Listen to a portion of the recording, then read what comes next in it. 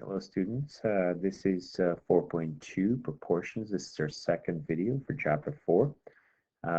We are going to learn what proportions are today.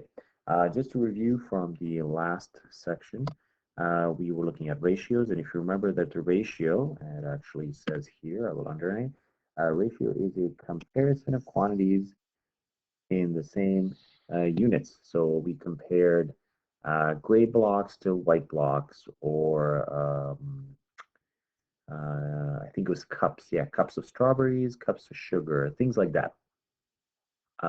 Today, we're going to look at proportions. And proportions, in order to do that, first we have to look at something that's called a rate. So rate is, look at it here, rate is another comparison of quantities. But the difference is that we're now looking at different units. So what does that mean? Well, now we're comparing pretty much anything with anything. The best example that you probably know is relating to speed. When you're driving in a car, you're driving at a speed of 80 kilometers per hour. So what you're comparing there, it's a ratio. You're comparing kilometers to hours.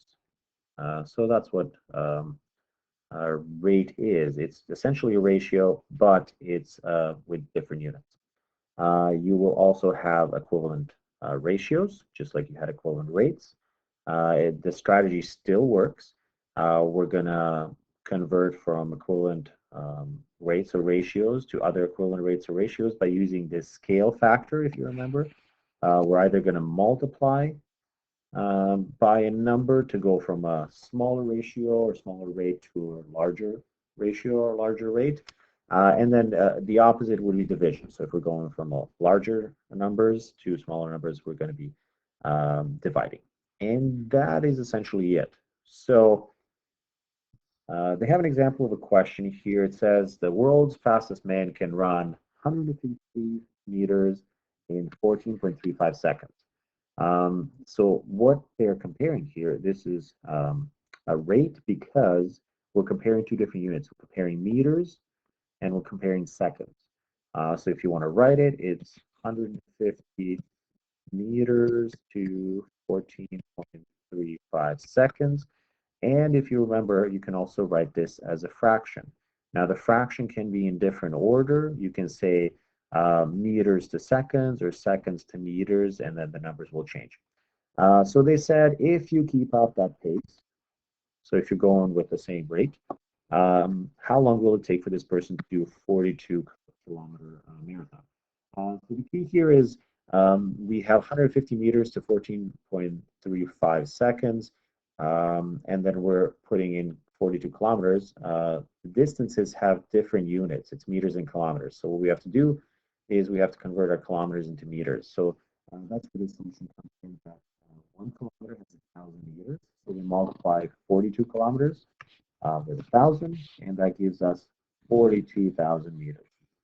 So if this person is running at the same rate, um, how long are they going to need to cover that distance? So the key here is we're going to create, we're going to create a proportion. A proportion is when we set up equivalent rates or ratios. So in the first one, we had a rate of 14.35 seconds to cover 150 meters. So that's one ratio, or one rate, sorry, because it's different units. And then we have that we want to cover 42,000 meters, but we don't have the time. This is question mark. So what we're setting up here is really one rate is equal to another rate because they're equivalent. The important part here is that the measurement have to be in the same location. So if I go back to the lesson here, I will highlight it. Let me just find the highlighter. When setting up a proportion, there it is. When you set up a proportion to solve a problem, you have to remember what each part of the rate or ratio represents. So the terms that represents the same quantity, they have to be in the same position in both rates or ratios. So that's what this setup means. So what I have is I have my seconds on top. So seconds are in my numerators. That means the seconds are going to be in the other numerator as well. Meters are in the denominator, so the meters are going to be in the denominator of the other one. So how do we solve it? We're actually solving for this time, t. We want to find out how long it'll take this person to run that marathon. So they go through a process which you probably maybe don't recognize, but this is solving equations. So we're isolating the variable. We have a variable t, and right now we're dividing by 42,000. So to get rid of 42,000, we do the opposite. We multiply. So that's what they did here. They multiply by 42,000, but they multiply sides. And then what you do is you put this in a calculator. 14.35 seconds times 42,000 divided by 150 meters apparently is 4,018 seconds. So that seems like a number. But what does that actually mean? So in order for us to understand really what that means, we're going to compare that to minutes, because really minutes or hours would be a better measurement for us. So that's what they do here. What they do is they say, well, okay, 1 minute has 60 seconds. So if I divide 4,018 by 60 seconds, that's really what they're doing here. They're doing this 4,018 divided by 60 seconds. That will give me how many minutes? So we get that it's 66.966 minutes, which means it's close to 67 minutes. I mean, that's pretty fast to run a marathon. And I don't think that's actually been done at this speed.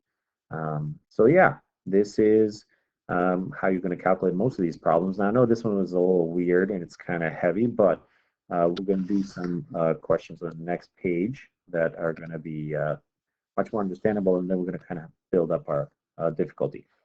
So practice question. First one says, circle the rates and underline the ratios in this list. Just a reminder, ratios have the same unit and rates have different units. So if you want to pause the video and try it yourself, I'm just going to go ahead. So for ratios, I have to underline them, and I'm looking for the same units. So here we go, same units, centimeters and centimeters, milliliters, meters to meters, and then I have meters to meters over here. Rates, I'm going to circle. So we have meters to seconds. That's a rate. We have gigabyte to minutes. So this is kind of internet language. We have dollars to tickets. Again, that's a rate. And we have kilometers per second. It's also a rate. There we go. The next question says, how are rate and ratio alike? Well, they use numbers. So it's a number comparison, value comparison. So you can put that kind of in the middle, value comparison. I don't think I have the room. And then how are they different, and use a Venn diagram. So I don't know if you've done a Venn diagram. This middle part is the common part between them. And then the other parts are unique to just whatever you're describing. So in this case, what is unique to the ratio and what is unique to the rate? So ratio, the unique thing is that they have same units. And this one have rates have different units. There we go. And in the middle, they have the same look. So it's a comparison of numbers. So you might have like 5 or 3 to 8 or whatever. They look the same. You can also have this fraction, right? So 4 over 3, something like that. That is common to both ratios and rates, but the difference is that ratios have the same unit, rates have different units. All right, that's it. So proportions. So I kind of went over proportions fairly quickly, so I'll kind of talk about it more. Essentially, when you have a proportion, you're comparing equivalent ratios or equivalent fractions. So really, here's an example, this quick example. You have a fraction on the left side, and then you have sort of an equivalent fraction on the right side, but not all information is given to you. So what we're going to use is, we're going to use a few techniques. I'm going to show you a few ways of doing this. Here is the ways you can do it. You have 3 over 5. We're comparing something. You can think of it as a ratio or rate. It doesn't really matter because I'm not really looking at units. But you can look at it and, and we know that they're equivalent. So when I'm converting from one fraction to an equivalent fraction, I'm doing 2 possible mathematical actions. I'm either multiplying to make it bigger, or I'm dividing to make it smaller. In this case, it looks like we're multiplying. 5 turns into 45. So you ask yourself, okay, I'm multiplying. It's bigger, times. What number do I have to multiply 5 by to get 45? So 5 times something equals 45. If you're not sure, and if your multiplication is not that strong, this would be 9. What's another way to get 9? Well, I can take this bigger number and divide it by the smaller number. 45 divided by 5 gives me that scale factor. So how am I going to use this? Remember that this is an equivalent fraction comparison. So if I'm multiplying 5 by 9, well, I'm going to have to multiply 3 by 9 as well. It has to be the same number. There we go, 9. That's 9.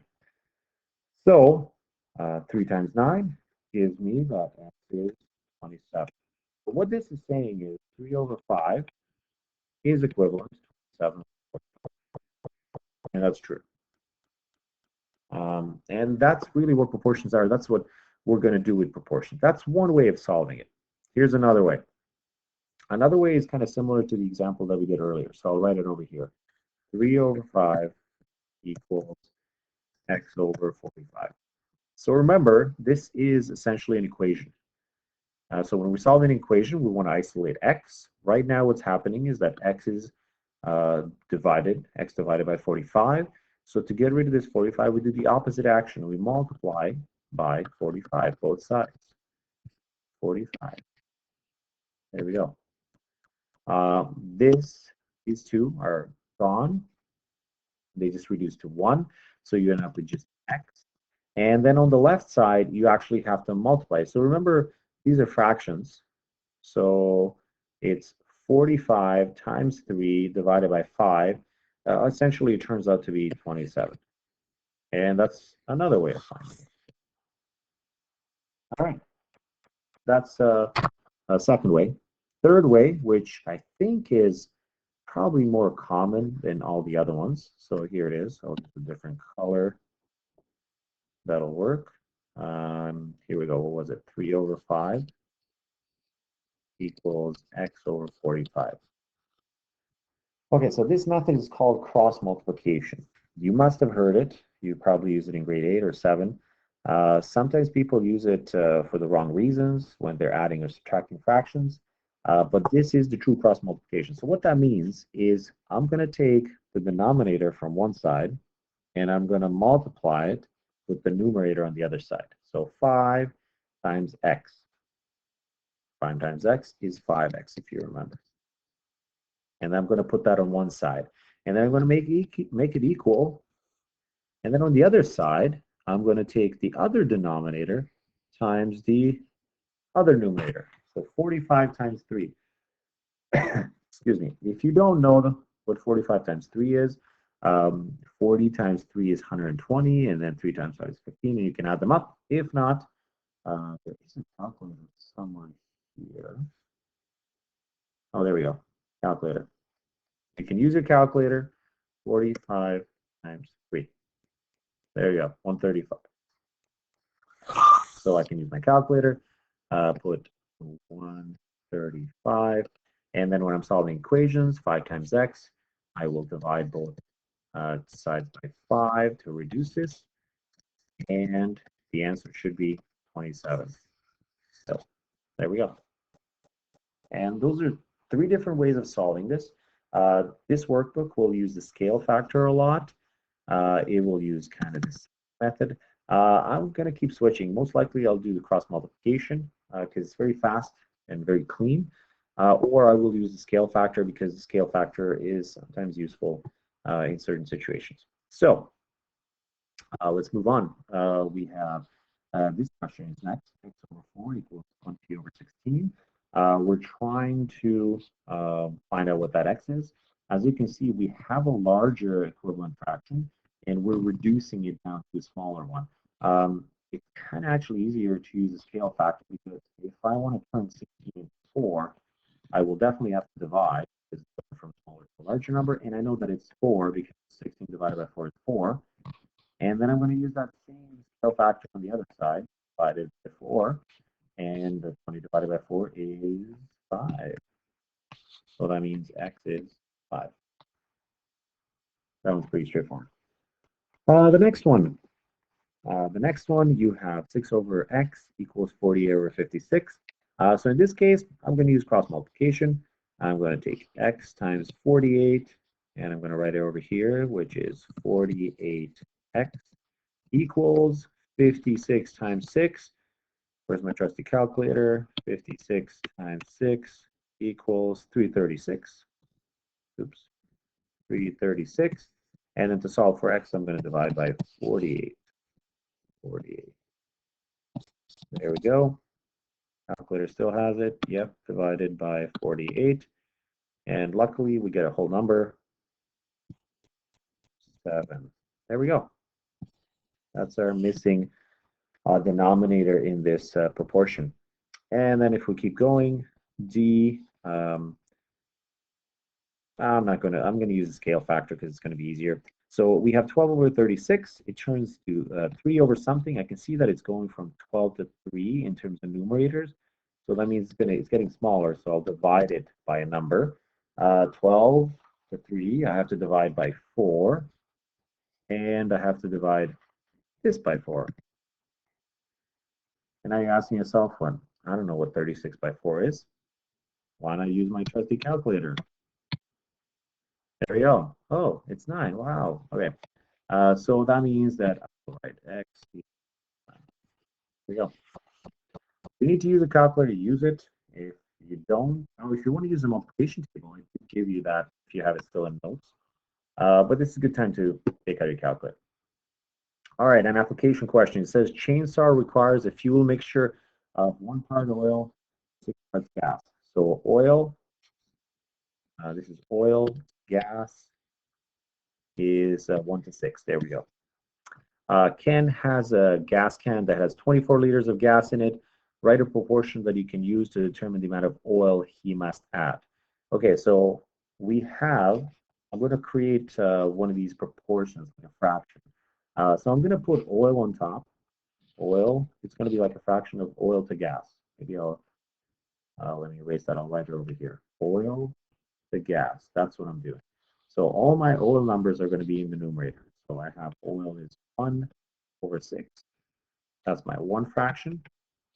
And then second piece of information is 24 liters of gas. So I'm going to use that for the second equivalent fraction. And because it's 24 liters of gas, I know where to put it. I know that all my gas is in the denominator here. So I'm going to put 24 here. And I'm looking for the amount of oil. Oil is up here. So that's like my... Okay, so it's kind of like the previous question. We set up a proportion. We put all the things in the right place.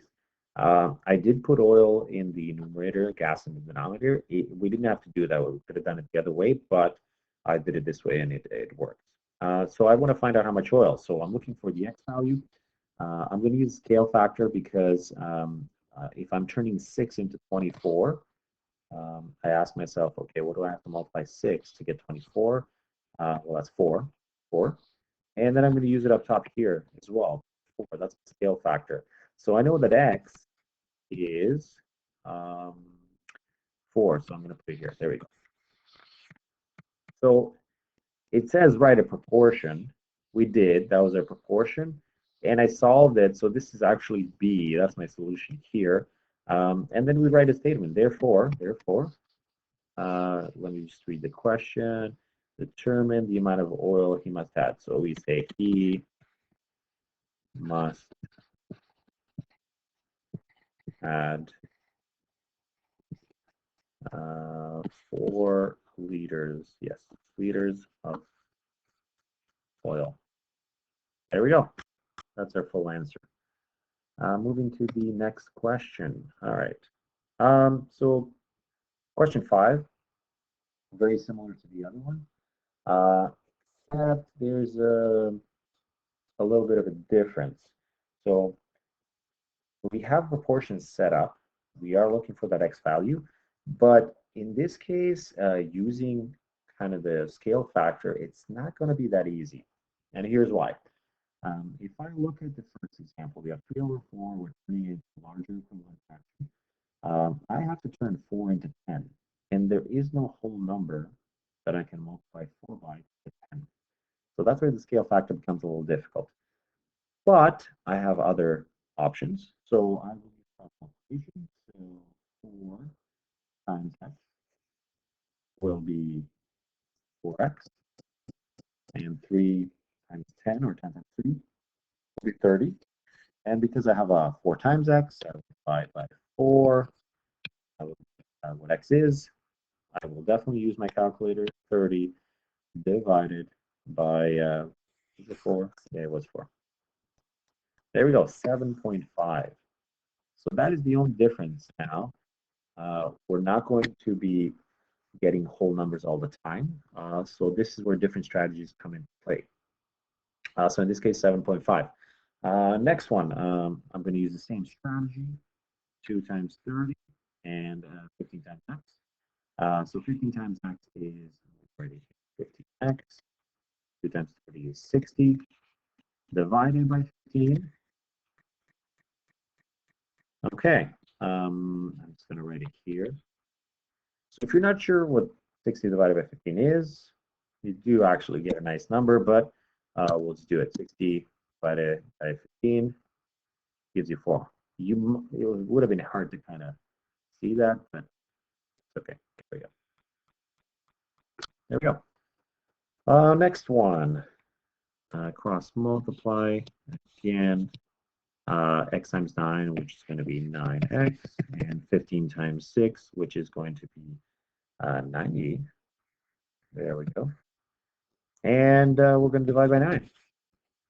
Again, quite a nice number. 10. Pretty nice. I will check. Is 15 times 6 90? Yeah, it is. All right. Next one, same thing. We're going to do x times 27. So 27x equals 36 times 12. I'm just going to punch it into the calculator. 36 times 12 is 432. 432. And we have to divide both sides by 7. There we go. Divided by 27. 16. There we go. Another whole number, but yeah, that would have been hard to kind of find. All right.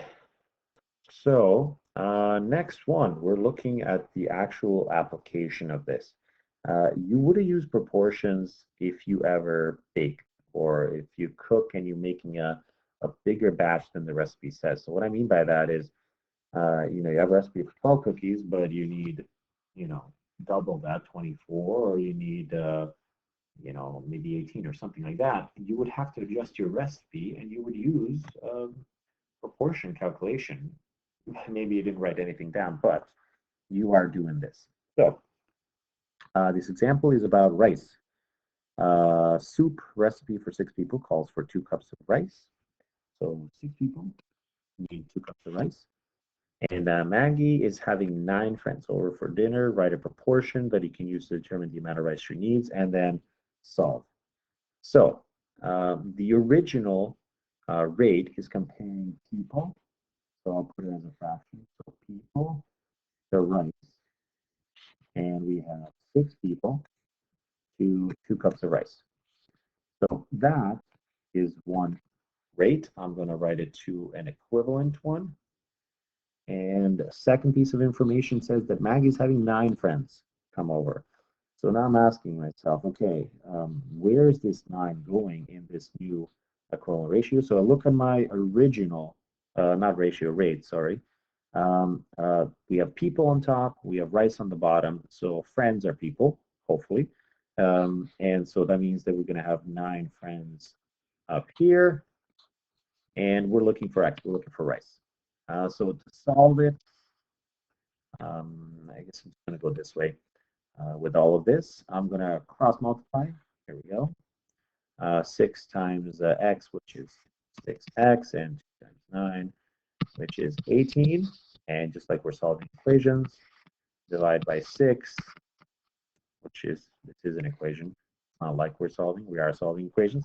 We get 3. So that means, therefore, her name's Maggie. Maggie needs 3 cups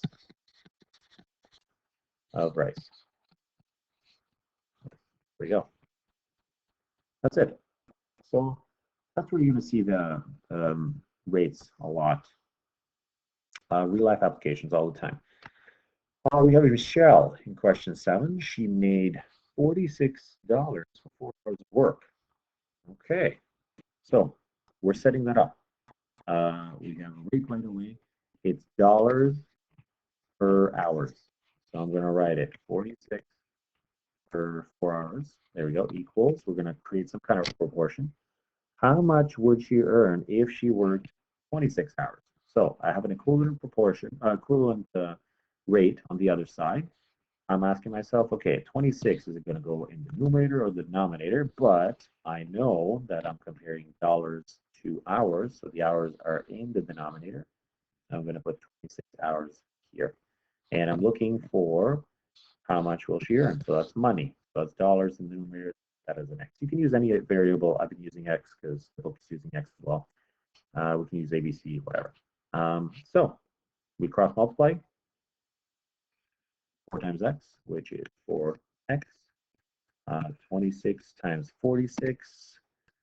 26 times 46 is 1,196. And then we solve it by dividing by 4. So X is going to be divided by 4, 299. All right.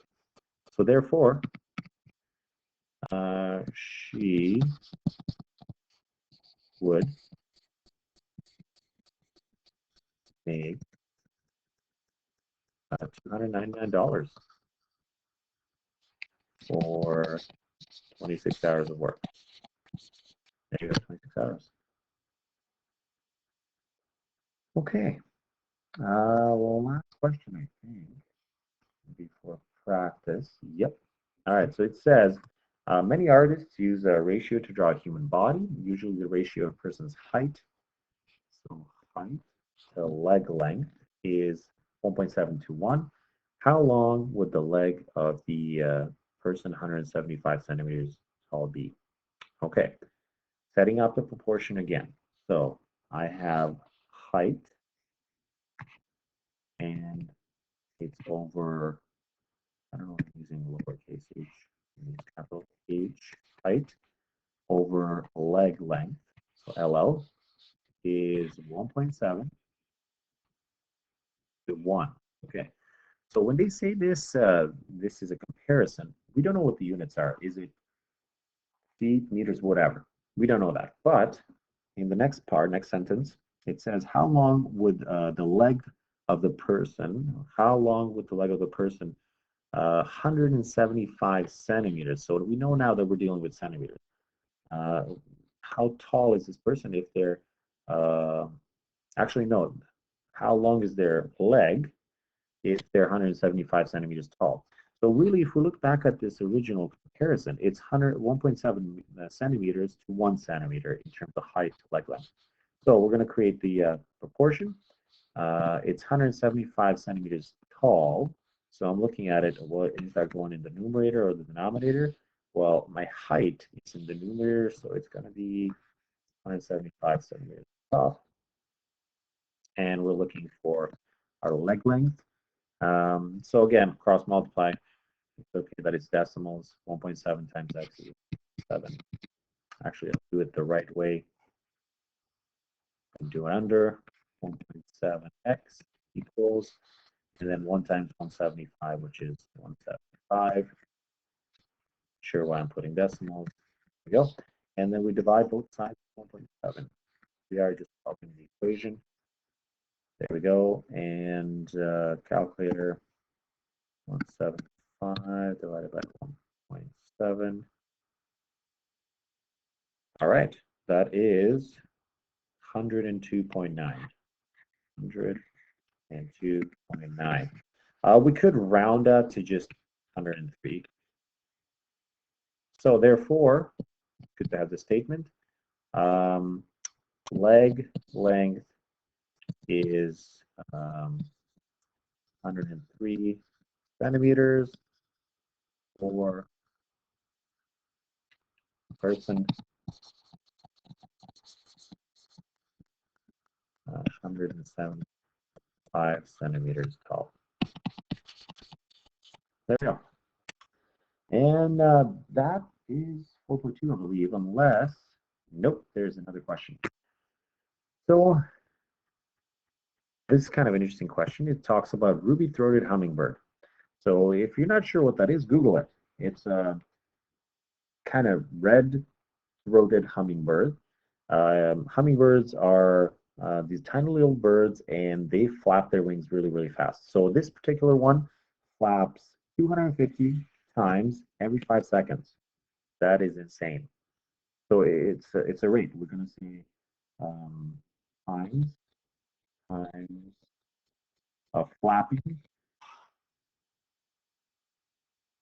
per time or seconds.